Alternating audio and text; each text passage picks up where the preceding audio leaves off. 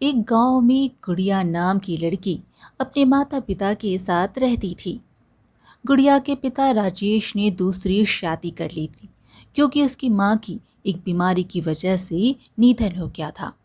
पर उसकी सौतेली मां सविता उस पर बहुत ज्यादा अत्याचार किया करती थी, जिस वजह से गुड़िया बहुत ज्यादा परेशान रहती। एक दिन गुड़िया के पिता काम से शहर जा रहे थे, जिस पर गुड़िया ने कहा, पिताजी मेरे लिए कुछ लेकर आना। उसके पिता राजेश ने कहा, हाँ हाँ बेटा, बताओ क्या चाहिए तुम्हें। तभी वहां पर सविता आई और बोली, अरे सुनी जी, आप मेरे लिए शहर से चूड़ियाँ ले आना। राजेश ने कहा, हाँ हाँ चूड़ियाँ तो मैं ले ही आऊँगा, गुड़िया से भी तो पूछ लेने दो। तभी वहां पर उसकी सौतेली बहन रिंकी आई और बोली, पिताजी मुझे कपड़े चाहिए, मैंने सुना है शहर में अच्छे कपड़े मिलते हैं। राजेश ने फिर गुड़िया से पूछना चाहा, लेकिन सविता ने उससे पूछने नहीं दिया। राजेश शहर के लिए निकल पड़ा। अब गुड़िया काफ़ी दुखी हुई क्योंकि उसकी सौतेली माँ और बहन ने उसे अपने पिता से बात नहीं करने दी। राजेश के जाने के बाद सविता ने गुड़िया से कहा, ए सुन, मैं बहुत थकी हूँ, इसलिए आराम करने जा रही हूँ। जब तक मैं सोकर उठूँ तब तक घर का पूरा काम हो जाना चाहिए, समझी। चल रिंकी, बेटा थोड़ा आराम कर ले। सविता रिंकी को लेकर कमरे में चली गई। गुड़िया बहुत दुखी हुई और मन ही मन सोचने लगी, हे भगवान, पता नहीं आप मेरे साथ ऐसा क्यों कर रहे हैं। मैंने हमेशा आपको माना, काश आज मेरी माँ जिंदा होती तो मेरे साथ ऐसा कुछ नहीं होता। इसके बाद वो घर के काम में करने लगी। धीरे धीरे समय गुजर रहा था। राजेश के घर ना होने की वजह से सविता गुड़िया पर बहुत ज़्यादा अत्याचार करती थी। एक दिन सविता अपनी बेटी रिंकी को लेकर बाजार जा रही थी। जाने से पहले उसने गुड़िया से कहा, सुन, हम लोग बाजार जा रहे हैं, तब तक घर का सारा काम हो जाना चाहिए और कुछ भी टूटना नहीं चाहिए। अगर मैंने देखा कोई भी सामान तोड़ दिया तो मुझसे बुरा कोई नहीं होगा। पिछली बार तूने कांच का गिलास तोड़ा था। गुड़िया ने कहा, नहीं नहीं, इस बार ऐसा कुछ नहीं होगा माँ। इसके बाद दोनों माँ बेटी बाजार चली गई। वहीं गुड़िया घर में दुखी होकर बैठ गई। तभी अचानक किसी ने उसके घर का दरवाज़ा खटखटाया तो बाहर एक बूढ़ी औरत थी, जिसे देखकर गुड़िया काफ़ी हैरान हुई। अरे अम्मा, आप कौन हैं? क्या चाहिए आपको? बूढ़ी अम्मा ने कहा, बेटी मुझे बहुत तेज़ भूख लगी है, क्या कुछ खाने के लिए होगा? गुड़िया ने कहा, हाँ हाँ खाने के लिए है ना, मैं अभी लेकर आती हूँ। यह कहकर गुड़िया रसोई में आई तो उसने देखा रसोई में खाना बस उसी के लिए था। सारा खाना उसकी माँ और बहन खा गए थे। यह देखकर उसने अपने आप से कहा, अरे खाना तो बचा ही नहीं है, पर अगर मैंने इन्हें नहीं दिया तो यह काफ़ी दुखी होंगी। यही सोचकर उसने अपने हिस्से का खाना बूढ़ी औरत को दे दिया। जिस पर बूढ़ी औरत ने कहा, बेटी भगवान तेरा भला करे, भगवान तुझे हमेशा खुश रखे। यह कहकर बूढ़ी औरत वहां से चली गई और इसके बाद गुड़िया काम में लग गई। घर पर खाना ना होने की वजह से उसे भूखा रहना पड़ा। वहीं दूसरी तरफ सविता और उसकी बेटी रिंकी बाजार में बहुत मज़े कर रहे थे। रिंकी ने अपनी माँ से कहा, वैसे माँ कुछ भी कहो, आप पिताजी को कभी भी पता नहीं लगने देती कि आप उस गवार पर कितना अत्याचार करती हैं। सविता ने हंसते हुए कहा, अरे वो मेरी सगी नहीं, सौतेली बेटी है, और वैसे भी सौतेलों के साथ ऐसा ही व्यवहार किया जाता है। ये सुनकर रिंकी जोर से हंसने लगी और फिर बोली, ये तो आपने ठीक कहा माँ, अब पिताजी मेरे लिए नए कपड़े लाएंगे और आपके लिए चूड़ियाँ। वैसे हम लोग बाजार क्या करने आए हैं? सविता बोली, अरे बस घूमने आए हैं, अगर घर में रहते तो उस मनहूस का चेहरा देखना पड़ता और मुझे वो बिल्कुल भी पसंद नहीं है। रिंकी ने कहा, माँ मुझे भी वो बिल्कुल पसंद नहीं, आप उसकी शादी करा दीजिए ना। सविता ने कहा, अरे मैं तो कब की उसकी शादी कर दूं, पर तेरे पिताजी ही है, मैं उनसे बात करूंगी, उसे जल्दी ही घर से निकाल दूंगी। यह सुनकर रिंकी काफी खुश हुई। वहीं समय के साथ राजेश शहर से लौट आया। वो अपनी दोनों बेटियों के लिए कपड़े और सविता के लिए चूड़ियां लाया, जिसे देखकर सविता ने मुंह बनाते हुए कहा, अरे, गुड़िया के लिए लाने की क्या जरूरत थी, उसके पास तो बहुत सारे कपड़े रखे थे। राजेश ने कहा, अरे तो क्या हो गया, मेरे लिए दोनों बेटियां बराबर हैं। जब मैं रिंकी के लिए लाया हूं तो गुड़िया के लिए भी ले आया। यह सुनकर गुड़िया काफी ज्यादा खुश हुई। तभी सविता ने गुड़िया से कहा, अरे अब यहीं खड़ी रहोगी या अपने पिताजी के लिए चाय पानी भी लाओगी? वो कितनी दूर से आए हैं। गुड़िया बोली, हाँ, मैं अभी लेकर आती हूँ। यह कहकर गुड़िया चाय बनाने चली गई। तभी सविता ने राजेश से कहा, सुनिए जी, मैं सोच रही हूँ गुड़िया की शादी कर दी जाए। वैसे भी हमारी दूसरी बेटी भी शादी के लिए तैयार हो गई है। राजेश बोला, तुमने बिल्कुल ठीक कहा, और उसी के लिए मैं शहर गया था। मैंने शहर में एक बहुत अच्छा लड़का देखा है। यह सुनकर सविता काफी ज्यादा परेशान हुई और उसने कहा, क्या, शहर में लड़का? नहीं नहीं, वो तो बहुत महंगी शादी होगी। राजेश ने कहा, अरे नहीं नहीं, मेरी जान पहचान का ही है, और वैसे भी गुड़िया के लिए बहुत अच्छा है। पर सविता काफ़ी ज़्यादा परेशान हुई, क्योंकि वह कभी नहीं चाहती थी कि गुड़िया एक अच्छे घर में जाए। और उसने कहा, नहीं नहीं जी, अगर गुड़िया की शादी अमीर घर में हो गई तो फिर मेरी बेटी की शादी कभी भी अमीर घर में नहीं हो पाएगी। राजेश ने कहा, यह तुम क्या कह रही हो? जिसका नसीब है उसे वैसा ही मिलता है। सविता बोली, हाँ हाँ, मुझे पता है, पर मैं कभी भी नहीं चाहूँगी वहाँ गुड़िया की शादी हो, क्योंकि आपको पता है मैं अपनी बेटी रिंकी से बहुत प्यार करती हूँ। राजेश ने कहा, हाँ हाँ, मुझे पता है, पर पहले गुड़िया की शादी होगी ना। तभी वहाँ पर गुड़िया चाय लेकर आ गई और उसने कहा, कोई बात नहीं पिताजी, आप पहले रिंकी की शादी करा दीजिए। राजेश ने कहा, अरे बेटा, तुम ये क्या कह रही हो? अगर पहले छोटी बहन की शादी कर दी तो समाज क्या कहेगा? गुड़िया बोली, आप उसकी चिंता मत कीजिए, कोई कुछ नहीं कहेगा। सविता भी बोली, हाँ हाँ गुड़िया बिल्कुल ठीक कह रही है, आप ऐसा ही कीजिए कि रिंकी की शादी पक्की कर दीजिए। तब तक हम लड़का देखकर गुड़िया की शादी भी कर लेंगे। अब यह सब सुनकर रिंकी काफी ज्यादा खुश हुई। वहीं गुड़िया थोड़ी उदास थी। पर फिर गुड़िया खाना बनाने रसोई में चली गई। अपनी गुड़िया बेटी का चेहरा उदास देखकर राजेश ने कहा, यह तुमने अच्छा नहीं किया सविता। मैं तो सोचता था कि तुम गुड़िया को बराबर प्यार करती हो। सविता बोली, प्यार मैं गुड़िया से करती हूँ, पर मैं अपनी बेटी की खुशियों के आगे किसी को नहीं आने दूंगी। आपको तो पता ही है, रिंकी का सपना है कि उसकी शादी शहर में हो। यह सुनकर राजेश ने कुछ नहीं कहा और वह वहां से चला गया। धीरे धीरे समय गुजर रहा था। समय के साथ रिंकी की शादी शहर में पक्की हो गई। वहीं गुड़िया के लिए लड़का देखा जा रहा था और फिर एक बार वही बूढ़ी औरत सविता के घर पर आई। बूढ़ी औरत ने जब खाना मांगा तो सविता ने उसे भगाते हुए कहा, यहाँ पर धर्मशाला नहीं खुला है कि मुफ्त का खाना मांगने आई हो। चलो जाओ यहाँ से। बूढ़ी औरत ने कहा, अरे, यहाँ पर एक लड़की रहती है, वो मुझे रोटी खिलाती है, आप उसे बुला दीजिए। सविता बोली, कौन सी लड़की? कौन तुझे रोटी देता है, बता मुझे। बूढ़ी ने कहा, अरे यहाँ पर एक लड़की रहती है, उसी की बात कर रही हूँ। यह सुनकर सविता समझ गई कि यह बूढ़ी औरत गुड़िया की बात कर रही है। तभी वहां पर बूढ़ी औरत का बेटा आ गया।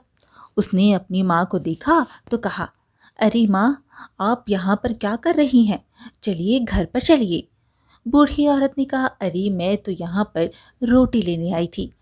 लड़के को देखकर सविता के दिमाग में एक उपाय आया और उसने कहा, अरे, यह लड़का आपका है?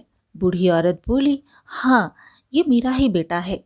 सविता बोली, आपका लड़का तो बड़ा ही अच्छा है, क्या यह मेरी बेटी से शादी करेगा?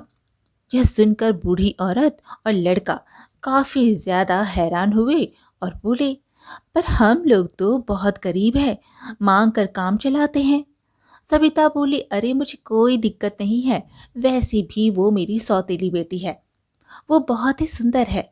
बूढ़ी औरत ने कहा, हाँ हाँ मैंने उसे देखा है, मुझे रिश्ता मंजूर है।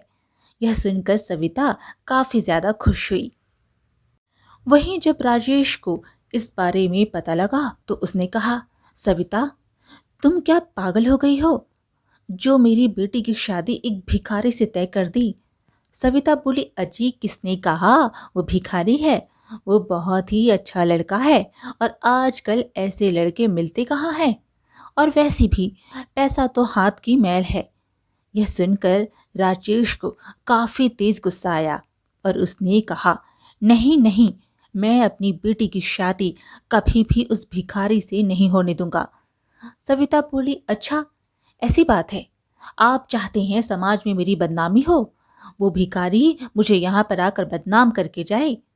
अजी मैंने सोच लिया है, गुड़िया की शादी उसी लड़के के साथ होगी, वरना मैं मर जाऊंगी। वहीं गुड़िया यह सब सुन रही थी और वो बाहर निकल कर आई और उसने अपने पिता से कहा, पिताजी आप माँ से लड़ाई मत कीजिए, माँ जो चाहती है उसे हो जाने दीजिए।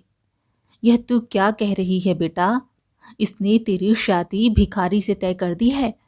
कोई बात नहीं पिताजी, शायद मेरे नसीब में यही था। नहीं मेरी बच्ची, मेरे जीते जी मैं ऐसा कभी होने नहीं दूंगा। पिताजी आपको मेरी कसम है, माँ जो चाहती है वही होगा। यह सुनकर राजेश काफी ज्यादा दुखी हुआ और समय के साथ राजेश ने अपनी बेटी की शादी माधव नाम के भिखारी से कर दी। इस पर राजेश ने माधव से कहा, मुझे नहीं पता तुम क्या करते हो, पर मेरी बेटी को बहुत प्यार से रखना, उसे कभी भी परेशानी मत होने देना। माधव ने कहा, मैं आपकी बेटी को कभी भी परेशानी नहीं दूंगा, मैं उसे हमेशा प्यार करूंगा और उसकी बहुत सेवा करूंगा। बूढ़ी औरत ने भी कहा, हाँ मेरा बेटा एकदम ठीक कह रहा है, आपकी बेटी हमारे घर पर रानी बनकर रहेगी। यह सुनकर सविता मन ही मन काफी खुश हुई और बोली, हाँ हाँ वो तो दिख ही रहा है, एक भिखारी देखे कैसे रानी बनाकर रखता है। इसके बाद राजेश ने गुड़िया की विदाई कर दी। राजेश काफी ज्यादा दुखी था क्योंकि वह कभी नहीं चाहता था कि गुड़िया की शादी एक भिखारी से हो। वहीं गुड़िया जब अपने ससुराल आई तो हैरान थी क्योंकि उसके सामने एक बड़ा सा घर था। घर को देखकर गुड़िया ने कहा, यह घर किसका है, यह तो बहुत बड़ा है। माधव बोला, यह हमारा घर है। गुड़िया चौंक कर बोली, क्या, पर आप लोग तो। माधव बोला, नहीं नहीं, यह सब तो मैंने तुमसे शादी करने के लिए किया था। गुड़िया बोली, क्या, मैं कुछ समझी नहीं। बूढ़ी औरत ने कहा, हाँ हाँ, मैं तुम्हारे घर पर इसलिए भिखारिन बनकर आई थी, मुझे अपने बेटे के लिए ऐसी बहू चाहिए थी जो बहुत ही अच्छी हो और दिल की साफ हो। और जब मैंने गांव में पता किया तो मुझे तुम्हारे बारे में पता लगा और इसलिए मैंने यह सब किया। यह सुनकर गुड़िया काफी ज्यादा खुश हुई। उसे तो पता ही नहीं था, जिसे वह भिखारी समझ रही थी वह एक बहुत बड़ा सेठ था और अब गुड़िया अपने ससुराल में आराम से रह रही थी। वहीं दूसरी तरफ समय के साथ रिंकी की शादी शहर में हो गई और वह वहां पर आराम से रहने लगी। फिर एक दिन राजेश ने सविता से कहा, सुनो, मैं गुड़िया के घर जा रहा हूँ, मुझे उसकी याद आ रही है, जरा देख कर तो आऊं, बेचारी कैसे रह रही है।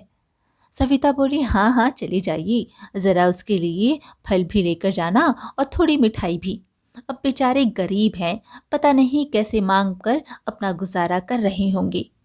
इतना सुनते ही राजेश गुस्से से बोला, हाँ हाँ ये सब तुम्हारी वजह से ही हुआ है, अगर तुमने मेरी बेटी की शादी उस भिखारी से ना कराई होती तो आज वह भी आराम से रहती। सविता बोली, देखिए जी, यह तो उसका नसीब है, वैसे भी उसके नसीब में यही था। यह सुनकर राजेश ने कुछ नहीं कहा, क्योंकि उसे पता था अगर वह सविता से कुछ कहेगा तो लड़ाई हो जाएगी।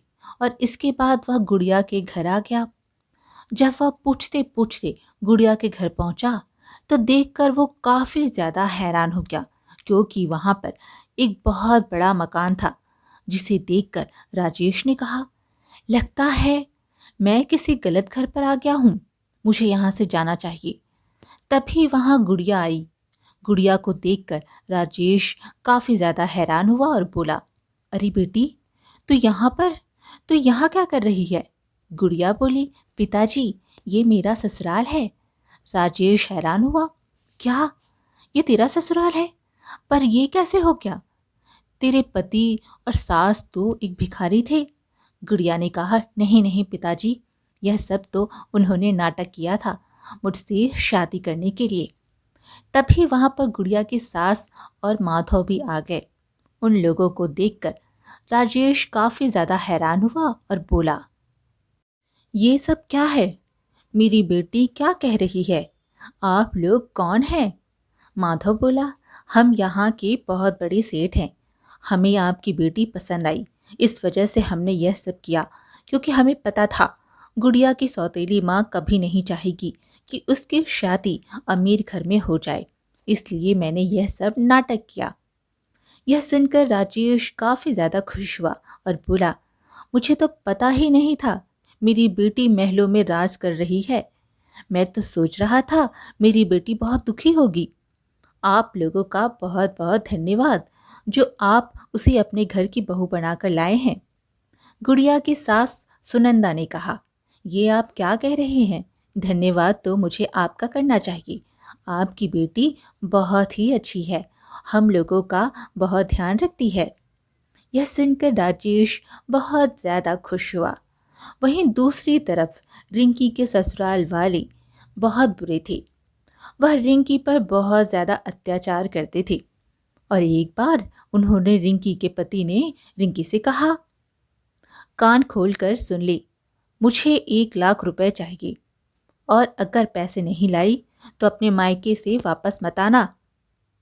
रिंकी रोते हुए बोली, आप ये क्या कह रहे हैं? आप लोग तो बहुत ज़्यादा अमीर हैं, फिर ऐसी बातें क्यों कर रहे हैं? अरे अमीर हैं तो क्या हुआ, यह सब हमारे लिए है। अगर तुझे इस घर में रहना है तो पैसे लेकर आ, तभी तू इस घर में रह सकती है, ठीक है ना? यह सुनकर रिंकी काफ़ी ज़्यादा दुखी हुई और अपने मायके आ गई। जब सविता को इस बारे में पता लगा तो उसने दुखी होकर कहा, तेरे ससुराल वाले तो बहुत अमीर हैं, फिर वो ऐसा कैसे कर सकते हैं? रिंकी बोली, मुझे नहीं पता माँ, मैं तो बर्बाद हो गई, मेरी तो किस्मत ही फूट गई। मैंने सोचा था मैं वहाँ रानी बनकर रहूंगी, पर मैं तो वहाँ नौकरानी बनकर रह रही हूँ। वैसे माँ, गुड़िया का क्या हाल है? तभी वहां पर राजेश आ गया। रिंकी की हालत को देखकर वो काफी हैरान हुआ। अरे मेरी बेटी, तो यहाँ पर अचानक से इस तरह? इस पर रिंकी ने रोते हुए सारी बात बताई, जिसे सुनकर राजेश काफी हैरान हुआ और बोला, पर ये सब कैसे हो सकता है? मैं उन लोगों से बात करूंगा। रिंकी बोली, हाँ हाँ पिताजी, आप बात कीजिए। वैसे आप कहाँ से लौट कर आ रहे हैं? राजेश ने कहा, मैं गुड़िया के घर गया था मिलने के लिए। रिंकी बोली, अच्छा, तो वो वहां क्या कर रही है? तभी सविता बोल पड़ी, अरे क्या करेगी, कहीं से खाना मांग कर लाई होगी। क्यों जी, सही कहा ना? राजेश ने कहा, यह तुम्हारी बहुत बड़ी भूल है सविता। तुम्हें पता नहीं है, वह वहां पर महलों में राज कर रही है। इतना सुनते ही सविता और रिंकी दोनों चकित होते हुए बोले, क्या? पर ये कैसे हो सकता है? उसका पति और सास तो भिखारी थे ना? राजेश ने बताया, नहीं नहीं, यह सब तो उन्होंने नाटक किया था। वह तो गांव के सबसे बड़े सेठ हैं। यह सुनकर सविता के पैरों तले जमीन खिसक गई। उसे पता नहीं था कि अनजाने में उसने गुड़िया की जिंदगी संवार दी थी। और सविता ने दुखी होकर कहा, हे भगवान, ये मैंने क्या कर दिया? राजेश ने मुस्कुराते हुए कहा, सविता, तुमने जो किया अच्छा किया। लगता है भगवान को भी यही मंजूर था, इसलिए भगवान ने तुम्हारी बुद्धि पर पत्थर डाल दिए थे। तुम्हारा बहुत बहुत धन्यवाद। ये सुनकर सविता काफी ज्यादा दुखी हुई। धीरे धीरे समय गुजर रहा था। रिंकी अभी भी मायके में ही बैठी हुई थी, जिस वजह से राजेश काफी परेशान था, क्योंकि उसके पास इतने पैसे नहीं थे। जिस पर सविता ने कहा, आप क्या चाहते हैं? हमारी बेटी घर पर ही बैठी रहे, अपने ससुराल ना जाए? राजेश ने कहा, तो मैंने कब मना किया है? मेरे पास पैसे नहीं हैं। सारे पैसे तो रिंकी की शादी में तुमने ही लगा दिए। सविता, भगवान सब देखते हैं।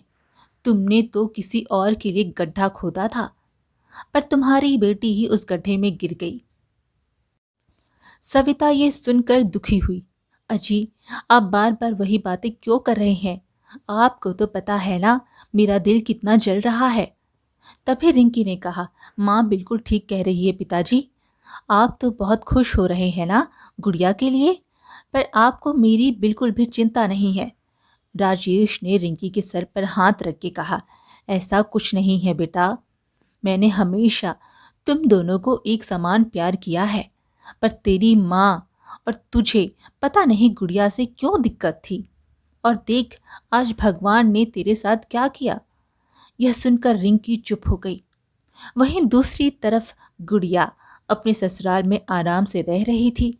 उसके घर में नौकर चाकर थे। और फिर एक दिन गुड़िया अपनी सास सुनंदा से बोली, माँ जी, मैं सोच रही हूँ कि कुछ दिनों के लिए अपने मायके चली जाऊं। मुझे अपने पिताजी की बहुत याद आ रही है।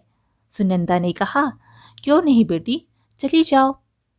यह सुनकर गुड़िया काफी ज्यादा खुश हुई और अपने मायके चली आई। जब उसने रिंकी को मायके में देखा तो कहा, अरे रिंकी, तुम यहाँ पर, चलो अच्छा हुआ, तुमसे भी मुलाकात हो गई। गुड़िया को देखकर रिंकी काफी ज्यादा परेशान हुई और वहां से चली गई। जिस पर गुड़िया ने राजेश से कहा, क्या हुआ पिताजी, यह रिंकी इतना परेशान क्यों लग रही है? तब राजेश ने गुड़िया को सारी बात बताई, जिसे सुनकर गुड़िया ने कहा, इतनी बड़ी बात हो गई, आपने मुझे बताया क्यों नहीं पिताजी?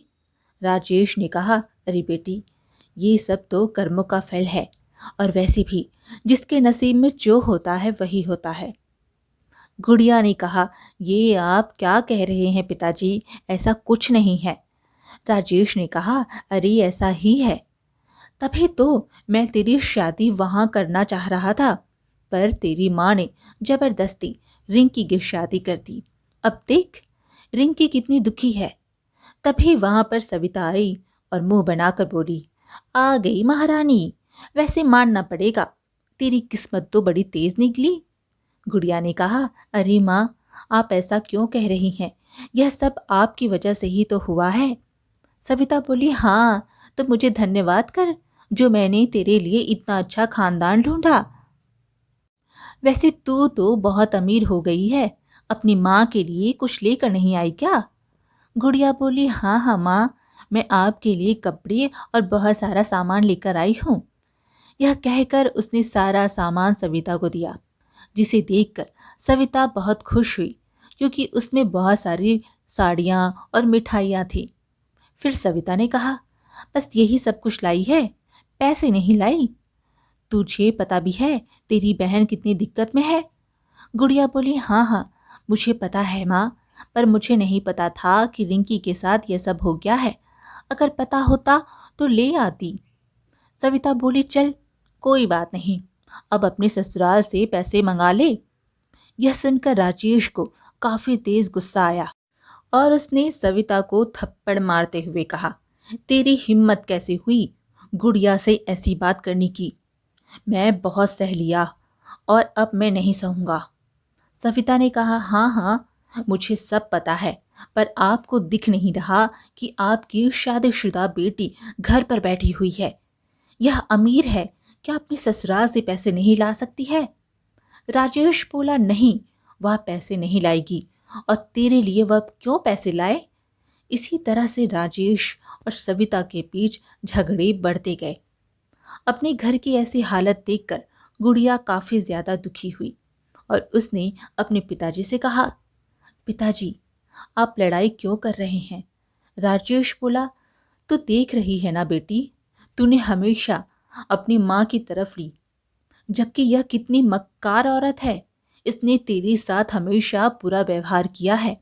इससे अच्छा होता कि मैं इसकी बात मानता ही नहीं। वहीं सविता गुस्से से मुंह बनाकर चली गई। फिर गुड़िया ने कहा, पिताजी, आप क्यों परेशान हो रहे हैं? मैं कुछ ना कुछ करती हूं ना। अरे तू क्या करेगी बेटी? तूने बहुत कुछ किया है और मैं नहीं चाहता हूं कि हमारी वजह से तेरे ससुराल वाले तुझे उल्टा सीधा कहें। नहीं नहीं, वो बहुत अच्छे हैं, वो लोग ऐसा कभी नहीं कहेंगे। यह सुनकर राजेश काफी खुश हुआ। फिर गुड़िया अपने ससुराल चली गई। अगली सुबह जब रिंकी उठी तो उसे पता लगा उसका पति सुनील उसे लेने आ रहा है और उसने अपनी माँ से कहा, माँ, वो मुझे लेने आ रहे हैं। सविता खुश होती हुई बोली, अरे वाह, यह तो बहुत अच्छी बात है। चलो, मैं तैयारी कर लेती हूँ।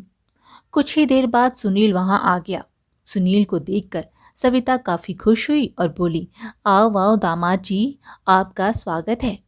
सुनील ने कहा, हाँ ठीक है, पर यह यहाँ पर कितने दिनों से रह रही है, क्या इसे पता नहीं है ससुराल में काम कौन करेगा? सविता बोली, अरे आप ऐसा क्यों कह रहे हैं? आपने ही तो इसे भेज दिया था।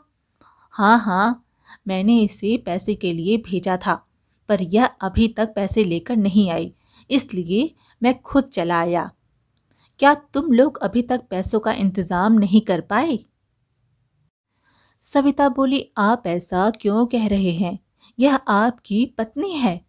सुनील बोला, अरे काहे की पत्नी?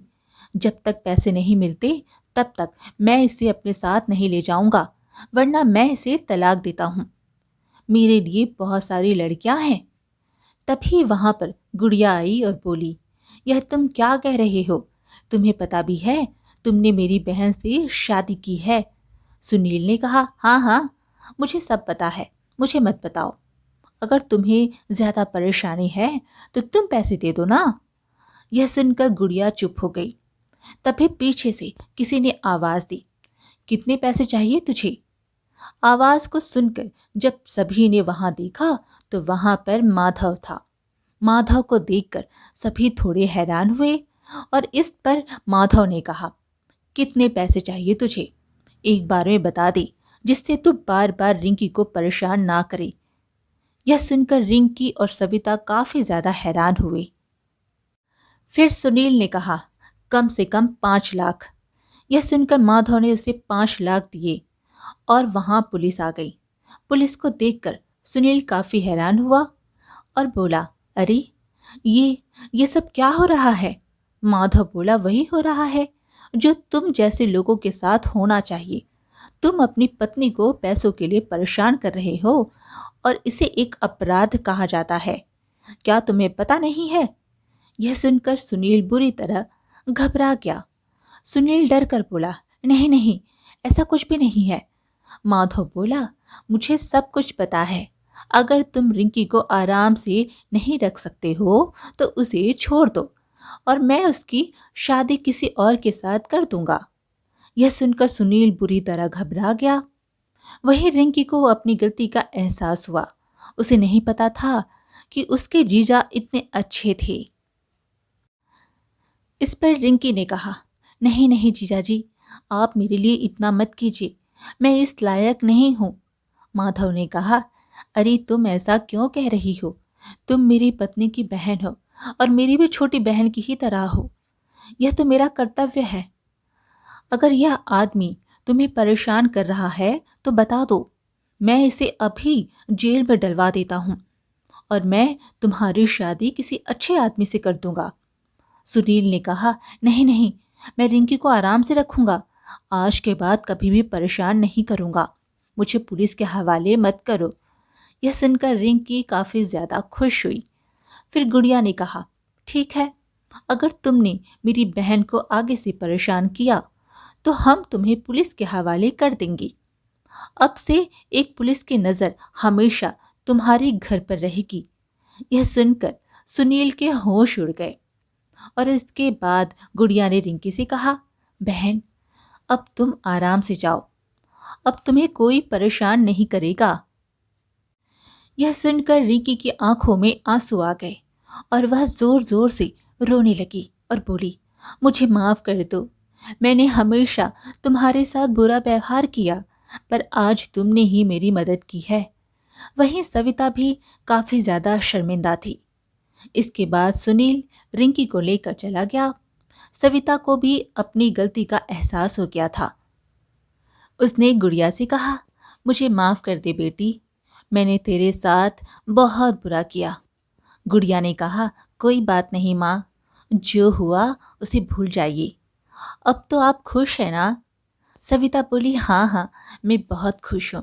यह सुनकर गुड़िया भी काफी ज्यादा खुश थी और इसके बाद वो अपने पति माधव के साथ ससुराल में आ गई। आज की कहानी यहीं पर समाप्त हुई। फिर मिलेंगे एक और कहानी के साथ।